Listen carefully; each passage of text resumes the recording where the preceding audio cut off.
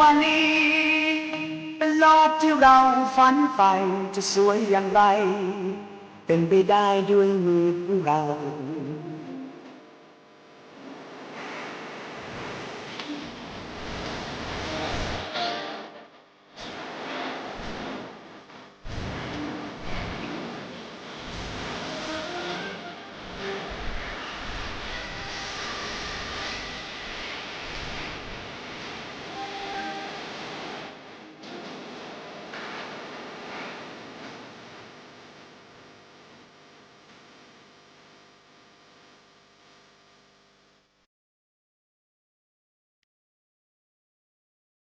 อีกไม่ช้าไม่นานเราเองคงต้องไปแต่มันก็ยังมีโลกใบเก่ายังต้องมีอีกล้านคนก็มาอยู่ที่นี่แทนเราคือเด็กของเราเด็กๆที่เขาไม่เรียนสายให้โลกเราสวยพวกเรามาช่วยกันรับรู้ด้วยกันแล้วทำให้โลกนี้สดใสอยากให้โลกน่าอยู่กว่านี้เป็นโลกที่เราฝันใฝ่จะสวยอย่างไรเป็นไปได้ด้วยมือของเราอยู่ที่มือของเราที่จะทำเอาให้เราอย่างไรอยู่ที่มือของเราที่จะทำเอาให้สดใส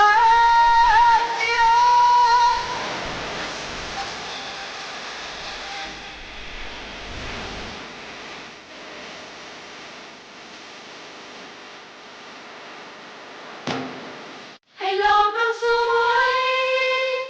พวกเรามาช่วยกันรับรู้ด้วยกัน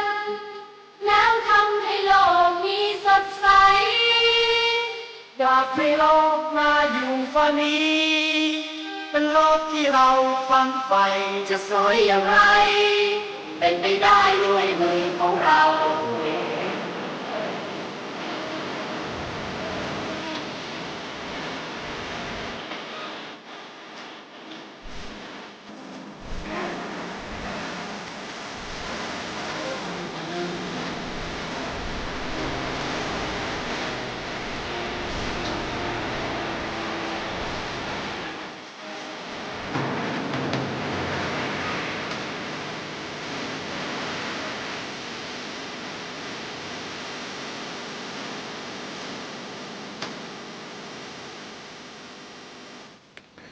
สวัสดีครับผู้ฟังทุกท่านครับพบกับรายการรักสิ่งแวดล้อมทางสวทแพร่ FM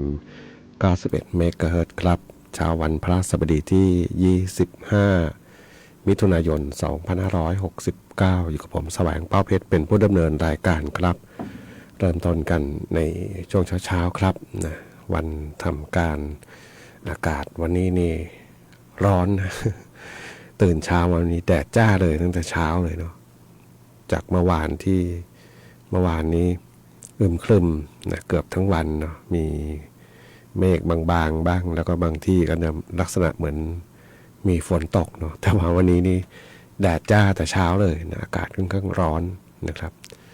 เมื่อวานนี้อ่านข้อมูลข่าวสารนะเรื่องของ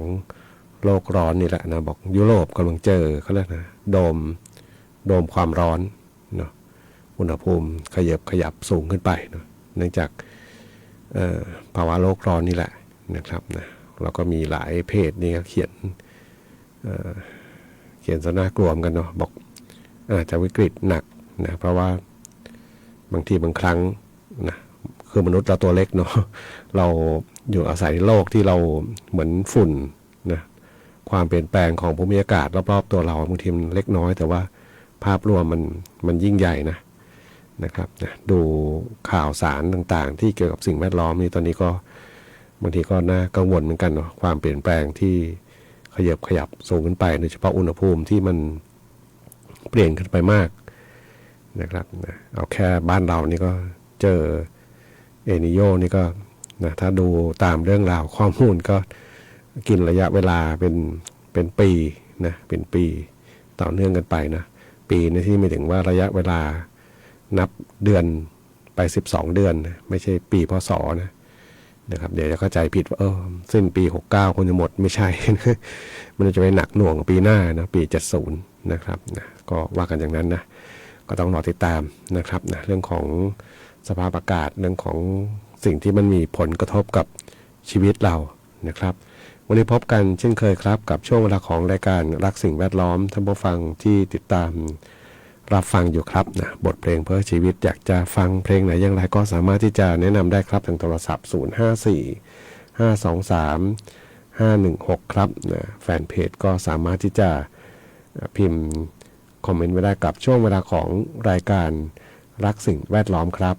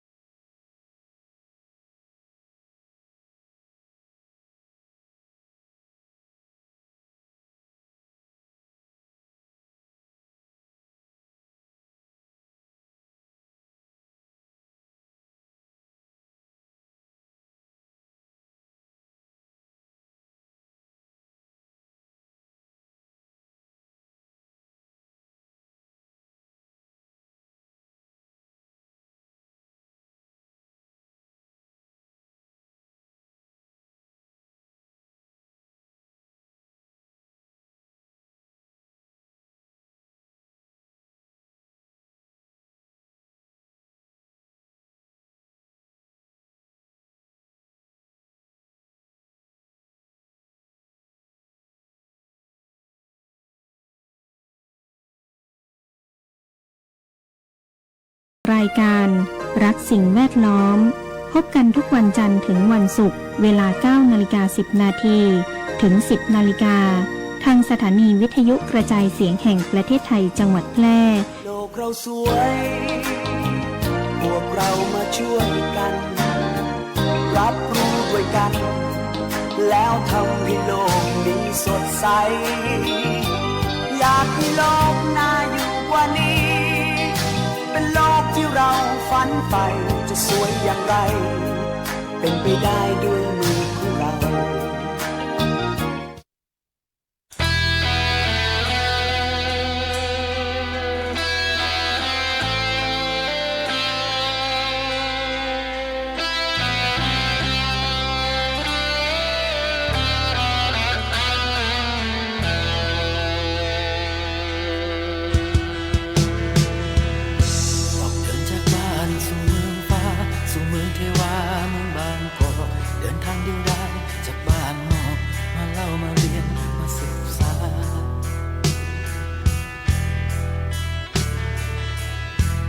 คนทำแบบนี้แบบนั้นจะทำ คนดีคนกลับกลอกคนหวังปอกลอกมีมากมายตั้งใจรำเรียนทุกค่ำเช้าทั้งหนักทั้งเบาไม่ร้องบอกอยู่ไปวันๆเหมือนมีปลอกและขอให้เดินตามทาง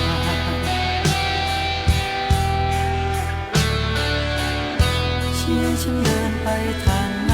จะเร่งให้ไปตามคุณบอกหัวใจช้าๆแต่ฉันชอบแต่หากจะเดิน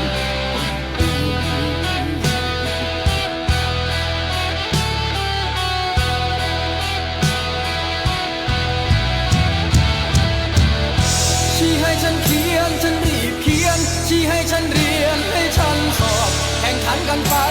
หลายรอบมันเลือกออกมา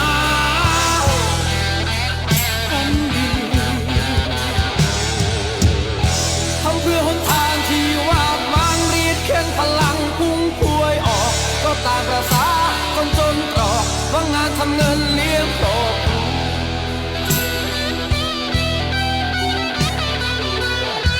วจนฉันจบการศึกษารับใบปริญญาที่ฉันชอบสุขใจแค่นั้นไม่ต้องบอกยิ้มพลานเดินพลานสบายดี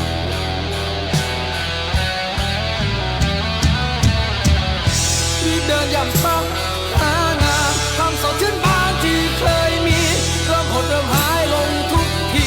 ไม่มีงา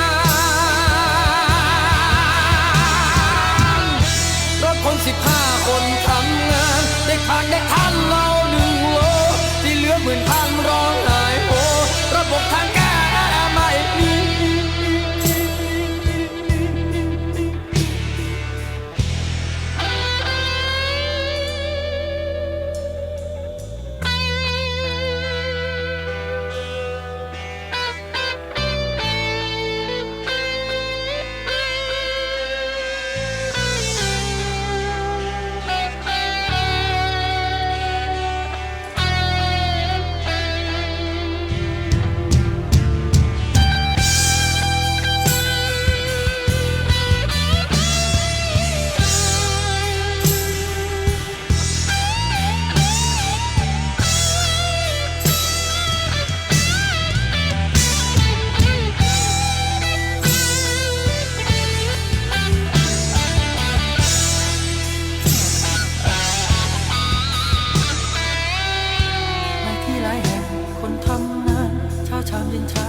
2 ขั้นปีแต่คนขยันทำงานดีไม่มี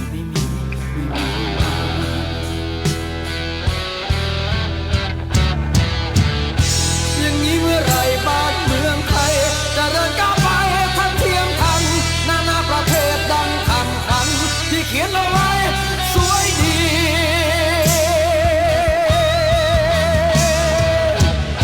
อุตส่าห์ร่ำเรียนมาแทบตายแต่ผลสุดท้ายต้องตกงานหมดเงินหมดแรงอยู่ตั้งนานที่มาพังไร้ชิ้นดี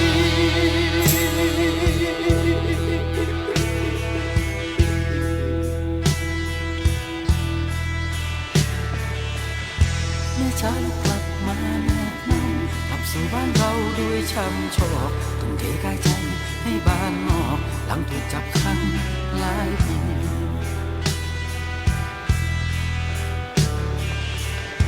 แม่จ้าลูกกลับมาแนบเน่ากลับสู่บ้านเราด้วยช้ำชอกทุ่มเทกายใจให้บ้านนอกหลังถูกจับขังหลายปี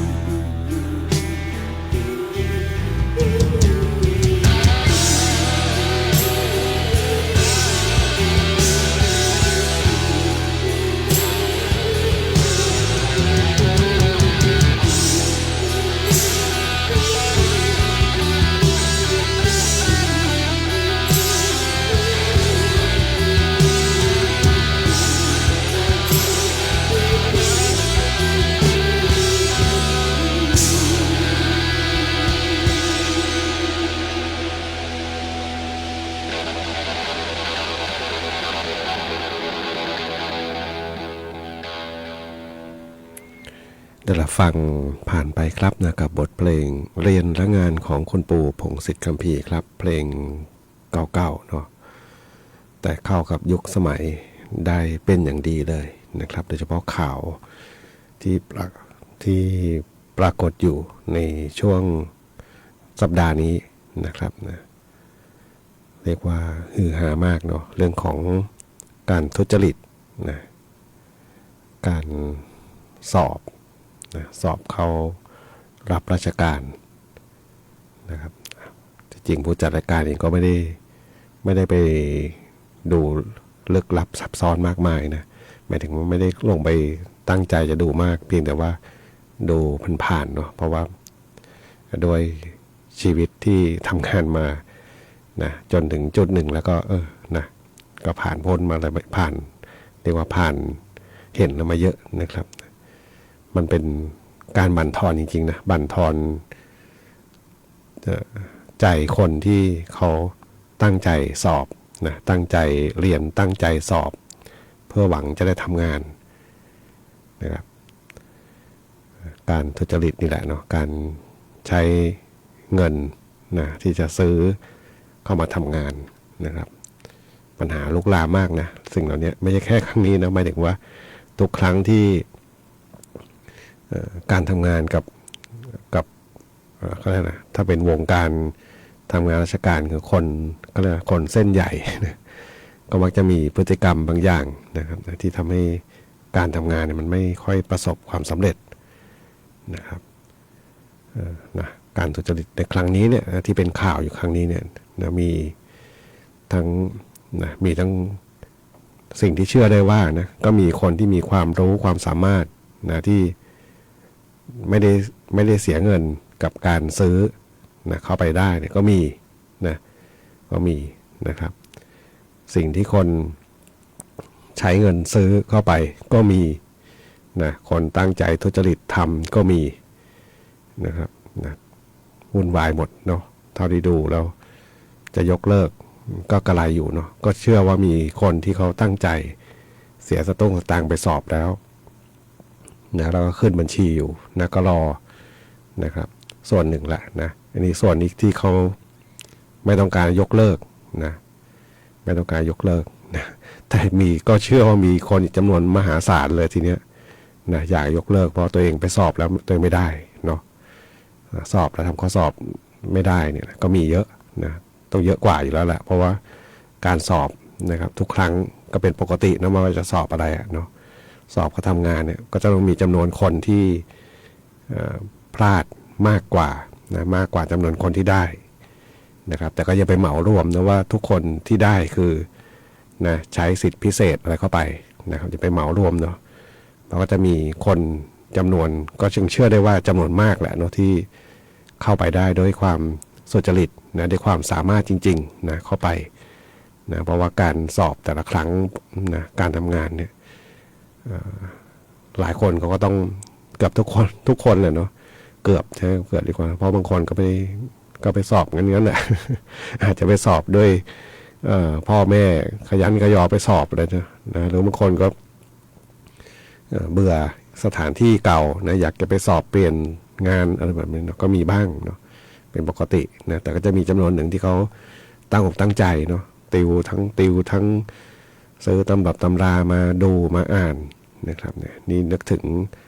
วันที่ไปสอบนะผมเองไปสอบนี่ก็คล้ายๆกันนะคือต้องเตรียมตัวเนาะเตรียมตัวจะมีเพียงแค่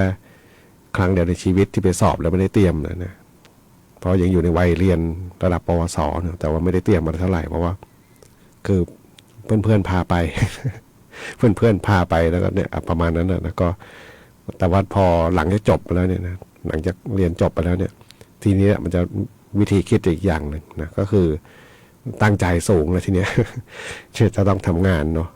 นะครับพอผ่านพ้นวัยเรียนแล้วเนี่ยนะก็มีความตั้งใจจะทำงานละนะครับแต่ทั้งอยู่ในวัยที่ยังรู้สึกยังเป็นวัยเรียนอยู่เนาะแต่ว่ามันมีวุฒิในระดับที่ต่ำกว่าสมัครได้แบบนี้บางคนเขาอาจจะไม่ค่อยตั้งใจเท่าไหร่เนาะเพราะว่าก็ลองสอบดูอะไรแบบนี้เนาะนะครับก็นะถือว่าเป็นข่าวใหญ่ที่หลายคนให้ความสนใจเนาะนะครับส่วนหนึ่งก็กลัวเรื่องของคนที่มีเส้นมีสายก็ไปทำงานแล้วก็นะจะทำให้ระบบงานขัดข้องนะไม่มีการพัฒนาก็ ก็น่าจะจริง นะอีกส่วนหนึ่งก็คือคนที่เขาตั้งใจไปสอบแล้วเขาคิดว่าเขาน่าจะทำได้แต่ว่าเขาไม่ได้นะก็มีเนาะก็หวังว่าน่าจะเป็นอีกกรณีหนึ่งนะที่น่าจะเป็นบทเรียนได้เป็นอย่างดีนะสำหรับวงการสอบเข้าทำงานนะครับนะเรียกว่าเป็นข่าวที่หลายคนในความสนใจต่อเนื่องกันมาเป็นระยะเวลาหลายวันพอสมควรนะครับ ไปฟังเพลงกันต่อครับนะเพลงที่ท่านผู้ฟังคุณนาทีนะถามถึงเพลงนี้เข้ามา ที่ทุ่งแล้งฝนตกได้20 ลิตรครับ ไปฟังเพลงยิ้มกลางสายฝนของวงโฮปครับ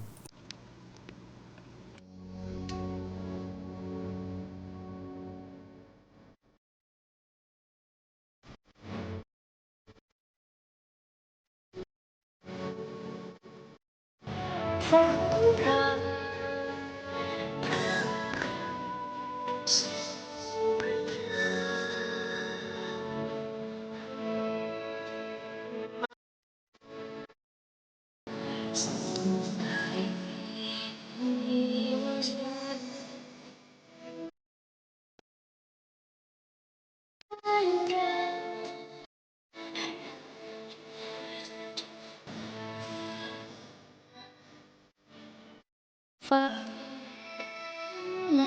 ไฟลุกไหม้ของเรา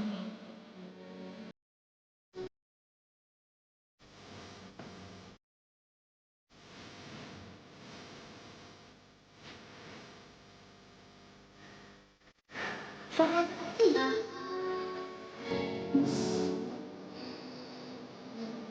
วขาว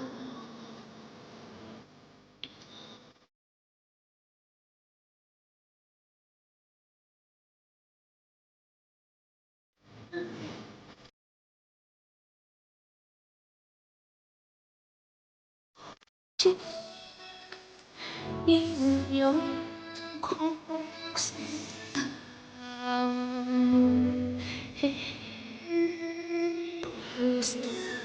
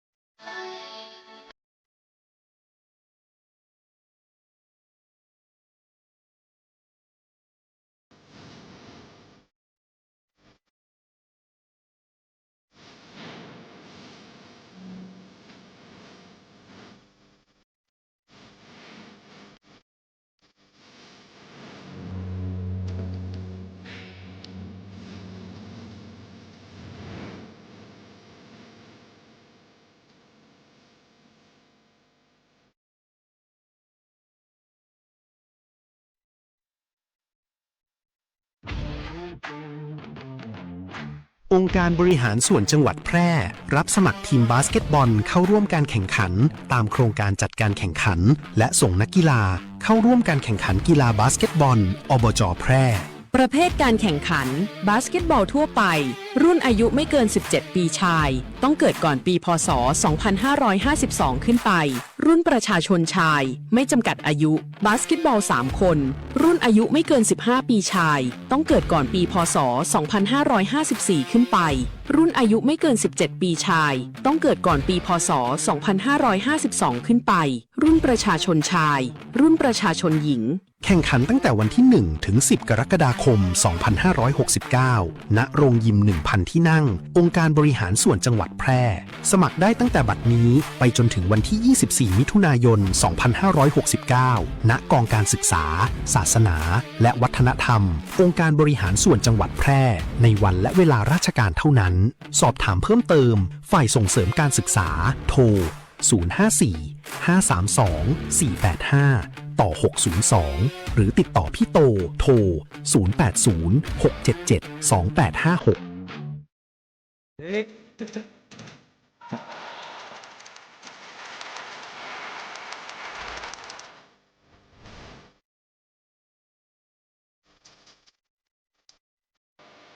เก้ายางแก่สุดโทรมเสียหายผู้ผลผลิตน้อยการยางแห่งประเทศไทยสนับสนุนปลูกแตนด้วยยางพันธุ์ดีไร่ละ 20,000 บาทและปลูกแตนด้วยพืชอื่นไร่ละ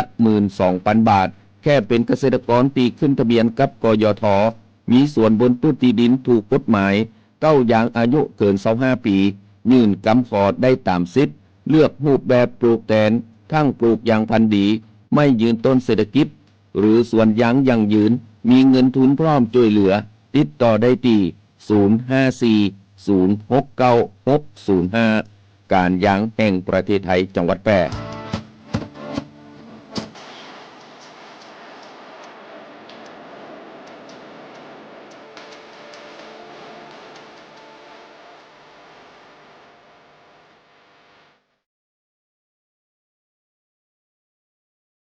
ปัจจุบันการเคลื่อนย้ายแรงงานระหว่างประเทศของไทยเริ่มเปลี่ยนแปลงโดยเฉพาะอย่างยิ่งการเคลื่อนย้ายแรงงานจากประเทศเพื่อนบ้านได้แก่เมียนมาลาวและเวียดนามโครงสร้างของประชากรที่เปลี่ยนแปลงไปสู่สังคมสูงอายุจึงมีความจำเป็นที่ต้องนำแรงงานต่างด้าวมาทดแทนกำลังแรงงานไทยที่ยังไม่เพียงพอในหลายกิจการสำนักงานจัดหางานจังหวัดแพร่เป็นหน่วยงานหลักที่ให้บริการจัดหางานแก่ประชาชนทุกกลุ่มเป้าหมายรวมถึงการควบคุมการทำงานของคนต่างด้าวซึ่งปัจจุบันได้นำระบบ e-work permit เข้ามาอำนวยความสะดวกในการให้บริการแก่นายจ้างสถานประกอบการและแรงงานต่างด้าวในกระบวนการการรับคำขอการแจ้งการทำงานของคนต่างด้าวและการผลิตใบอนุญาตการทำงานทั้งนี้สามารถรับชมวิดีทัศน์การให้บริการผ่านระบบ e-work permit ได้ที่เพจ Facebook สำนักงานจัดหางานจังหวัดแพร่หรือสอบถามรายละเอียดเพิ่มเติมผ่านแอปพลิเคชัน LINE Official S435DEAQA หมายเลขโทรศัพท์ 054-511-721 หรือ 054-511-807 และสายด่วนกรมการจัดหางาน 1506 กด 2 สำนักงานจัดหางานจังหวัดแพร่มุ่งให้นายจ้างและแรงงานต่างด้าวได้รับการคุ้มครองตามกฎหมายอย่างเป็นธรรม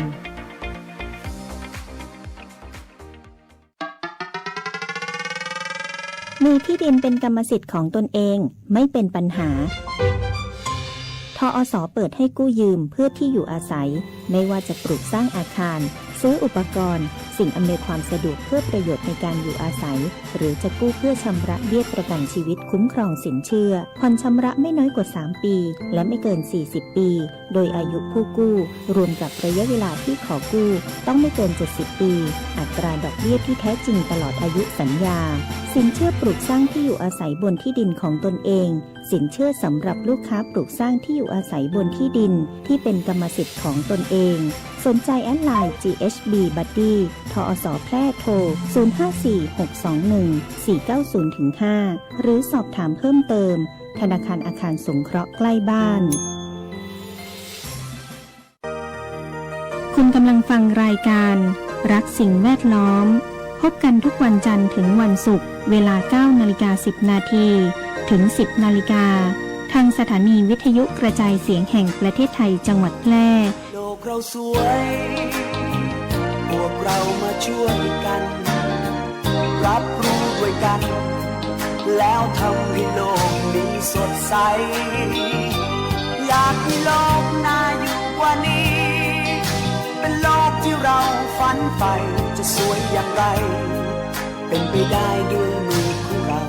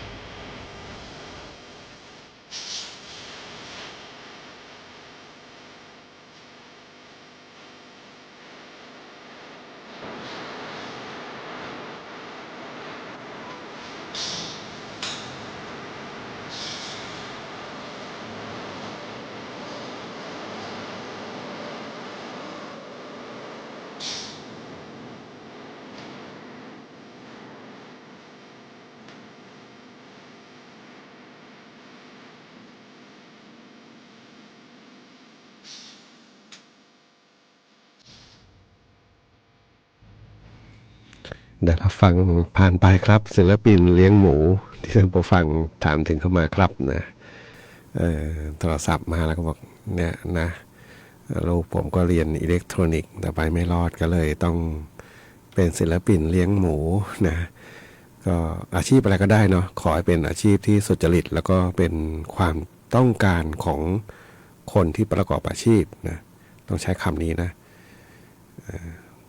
เพราะว่าอะไรเพราะว่าถ้าใจไม่รักเนี่ยนะถึงไปเรียนอย่างไรกลับมาจบออกมา มันก็เป็นความรู้สึกไม่อยากทำนะคนที่ชอบอาชีพที่ต้องการนะเรียนตรงสายงานแล้วก็จบออกมาทำงานที่ตรงสายงานเนี่ยเขาก็จะรักอาชีพนั้นนะถึงแม้จะมีโอกาสเปลี่ยนสายงานไปอย่างอื่นเขาคงไม่เปลี่ยนเนาะเพราะว่าถ้าคนพบตัวเองว่าเรารักอาชีพนี้จริงอยู่ในตำแหน่งในหน้าที่การงานทางสังคมนะในสายตาของคนอื่นอาจจะดูอีกอย่างหนึ่งนะแต่ให้ดูตัวเราให้ออกให้เป็นเนาะขอบคุณผู้ฟังเนาะที่ได้บอกเล่าเข้ามานะก็อาชีพอะไรก็ได้เนาะเป็นอาชีพที่สุจริตดีที่สุดละเนาะหางานหาเงินเลี้ยงตัวเองให้รอดเนาะแล้วก็ใช้ชีวิตอยู่กับสังคมที่มันใช้คำว่าซับซ้อนมากขึ้นนะสังคมที่ซับซ้อนมากขึ้นนะครับนะเรียนช่างไม่ง่ายนะ หลายคนนะยังมีความเข้าใจผิดว่าช่างเทคนิคเนี่ยเรียนง่ายไม่ง่ายนะผมเองนี่แหละคนหนึ่งแหละ เกลียดภาษาอังกฤษนะตั้งแต่เรียนชั้นมัธยมเกลียดนะไม่ชอบเรียนภาษาอังกฤษนะที่จริงก็ไม่ได้เกลียดแบบไม่อยากเรียนนะแต่ว่าบังเอิญหลายอย่างเนาะก็เลยไม่ชอบนะชอบด้านช่างนะก็คิดว่าไม่มีภาษาอังกฤษทั้งนั้นเลย แม้แต่คณิตศาสตร์ที่เราเรียนพื้นฐานมาพอเข้าไปเรียนสายช่างเทคนิคเนี่ยใช้ทั้งนั้นเลยเนาะสายช่างนี่คณิตวิทย์เนี่ยไม่ธรรมดาเนี่ยน้องๆสายสามัญเลยเหมือนกันนะคำนวณทั้งหลายเนี่ยนะครับยากนะก็ถือว่ายากนะครับก็ขอบคุณผู้ฟังนะที่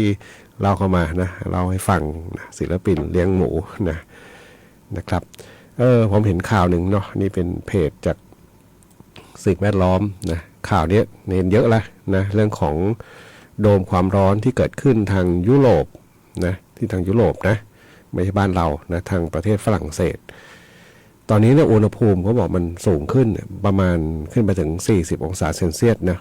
แล้วก็บางส่วนเนี่ยขึ้นไปถึง44องศาเซนเซียส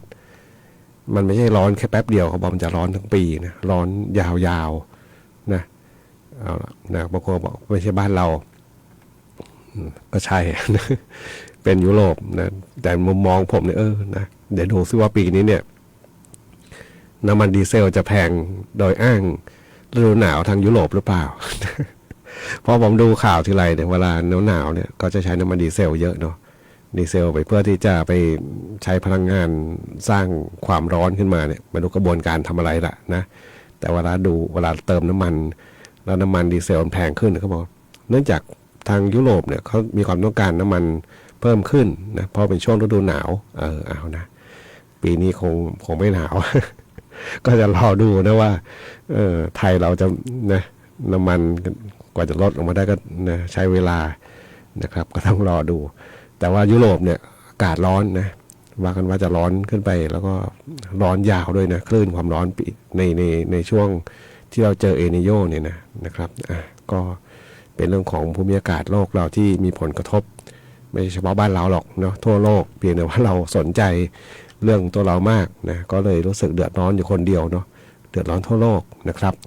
ไปฟังเพลงต่อครับนะท่านผู้ฟังทำถึงเพลงนี้เข้ามาแสดงแห้วของคนด่านเกวียนครับ